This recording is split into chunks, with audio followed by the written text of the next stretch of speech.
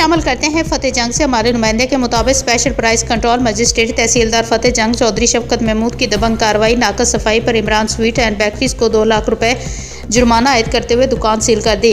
मालिक इमरान के खिलाफ FIR का अंदराज करवा दिया। तफसीलात के मुताबिक तहसीलदार स्पेशल प्राइस कंट्रोल मजिस्ट्रेट फतेह जंग चौधरी शफकत महमूद ने अमले के हमरा खोड़ रोड का तफसीली दौरा किया, जहाँ अवामी शिकायत पर मौके पर मौसर कार्रवाई अमल में लाई गई। शिकायत का अजाला करते हुए मुतलका महकमों को जरूरी हदायत जारी की गई। दौरे के दौरान इमरान स्वीट एंड बेकरीज में सफाई के नाकस इंतजामात और गैर मियारी फिजान सेहत के बायस बेकरीज को भी फौरी तौर पर सील कर दिया गया। 2 लाख रुपए जुर्माना आयद करते हुए मालिक इमरान के खिलाफ थाना फतेह जंग में FIR दर्ज करवा दी। चौधरी शफकत महमूद ने वाज़ेह किया कि शहरियों की सेहत मियारी अशिया खुदनोश की फराहमी और हिफाज़ान सेहत के असूलों पर किसी किस्म का समझौता नहीं किया जाएगा।